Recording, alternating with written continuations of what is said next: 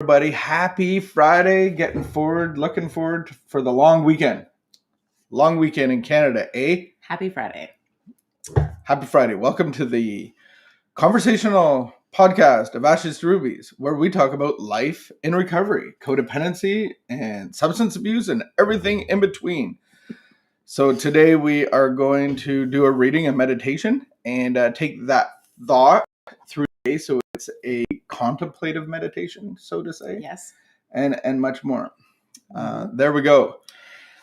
So how's the camera treating your stripes today? I didn't really think through my outfit. I need a wardrobe person. The thing is, hair and wardrobe. When we do morning meditation, it's not about. This is just the beginning. Like, we're not in pajamas. Well, I'm pretty much in pajamas, but yeah, you look. Can I just remind you you that look beautiful, you gorgeous. You actually made a promise yesterday. Oh, about the draw. I did a draw.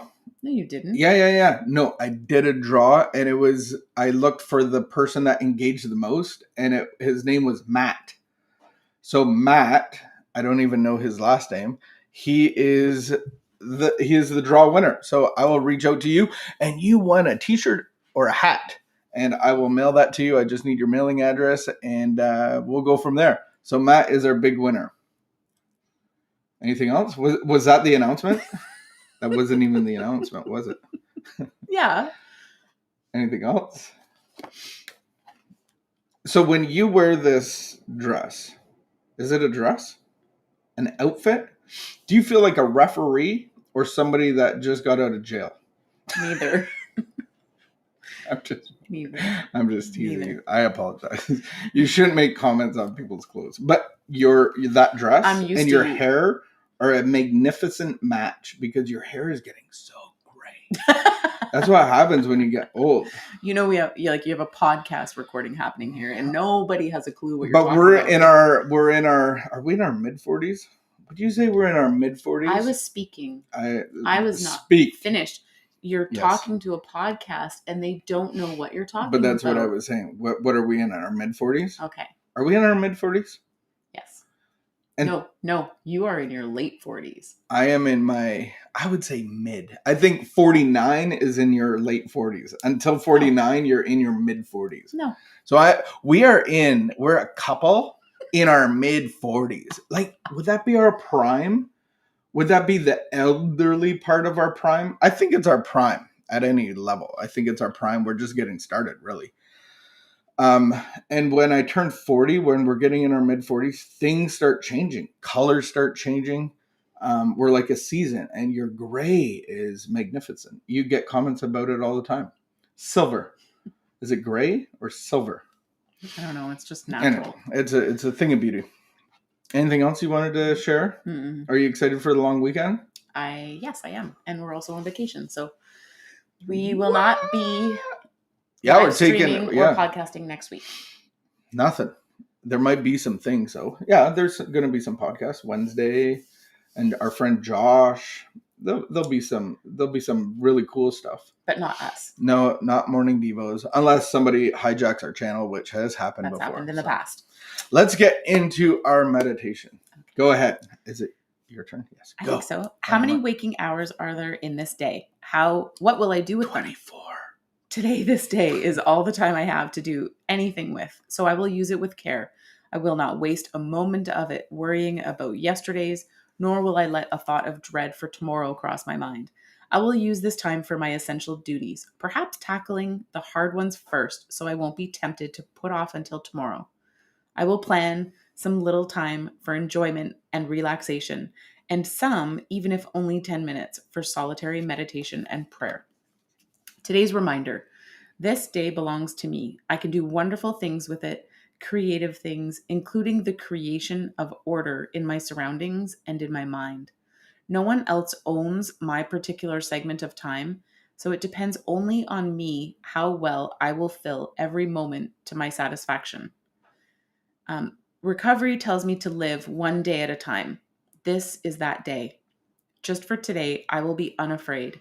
Especially, I will not be afraid to enjoy what is beautiful and to believe that as I give to the world, so the world will give to me. Mm.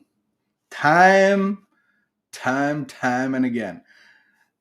It's a sensitive subject, I think. It can be.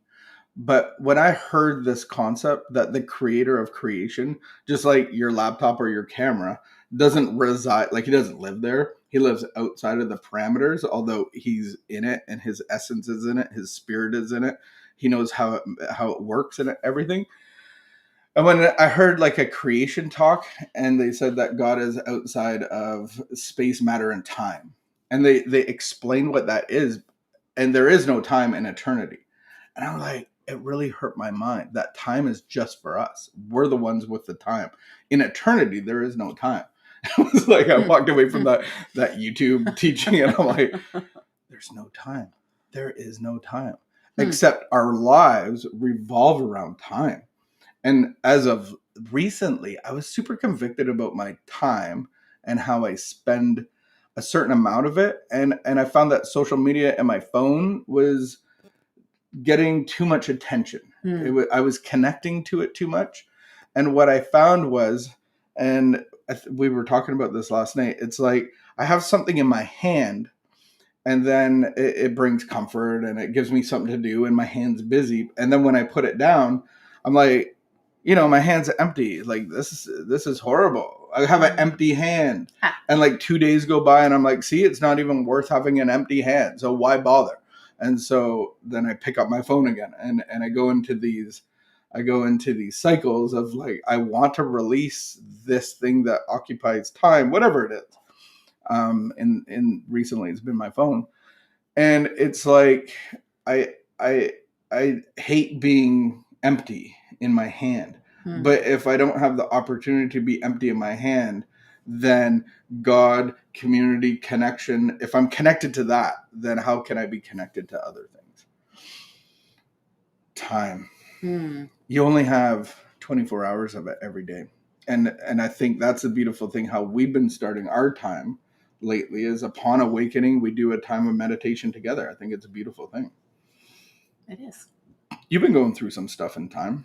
I liked how this reminded us that we can do wonderful things with our time and that in every day, we can do creative things. And if I haven't been in a place where I've been doing creative things or enjoying beauty, that's actually a really good thing to incorporate into my life. And so that's what I did last year. I incorporated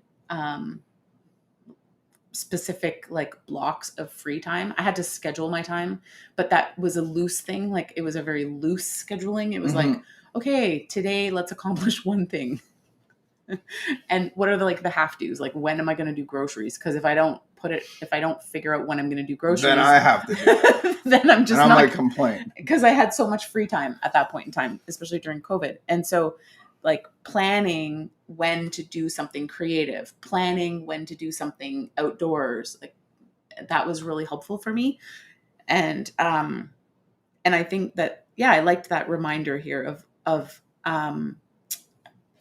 it was saying like maybe tackle my essential duties first so that I'm not tempted to like put things off to tomorrow that I have to get done today. That's a tendency. So, for someone like me, an Al-Anon or a chaos creator, I had a tendency to procrastinate and like not get things done that actually have to be done. And so, not paying important bills or making important appointments or taking care of my health, that was a common thing that I would put off. And so it was really important that I start to actually try to take care of those things first and then save some time for enjoyment and relaxation, like it says here. Remember when you stopped working like 2 years ago and then you had all this time and then all of a sudden, even a year ago and even in COVID, you were like, I don't have time. Like I'm enjoying life. I'm on the water. I'm going to the beach. But the difference is that I have a lot of margin built into my days now. So I've recognized I need margin in my days. I can't be booked all the time because I just get too chaotic. I spend my time really well for the first half of the day, and then I go downhill from there.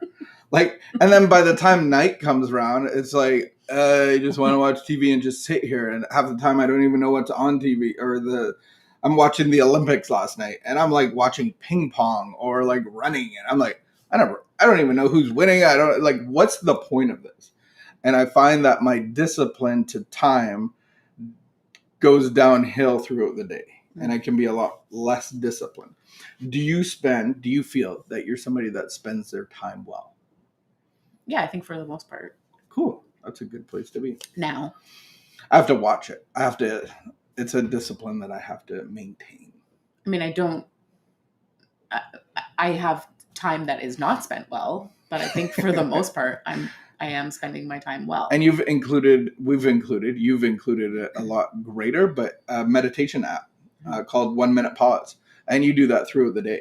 We did it this morning. It was cool. So that is a good use of time. I've talked about it like almost every day this week. Almost every day because it's impacting your life. Pauseapp.com. Yeah, do it. So as we depart for the week, I have nothing to say, but have a great long weekend. Be safe and connect to God, connect to community. Reach out if you're struggling. Don't live in isolation, live in community and connection. And that, my friends, is the opposite of addiction. So we will connect one day soon. Have a great long weekend. See you all later. Wash your hands, keep the peace, be of good behavior, and all of that awesome stuff. Bye for now. Signing off. Here we go. Bye.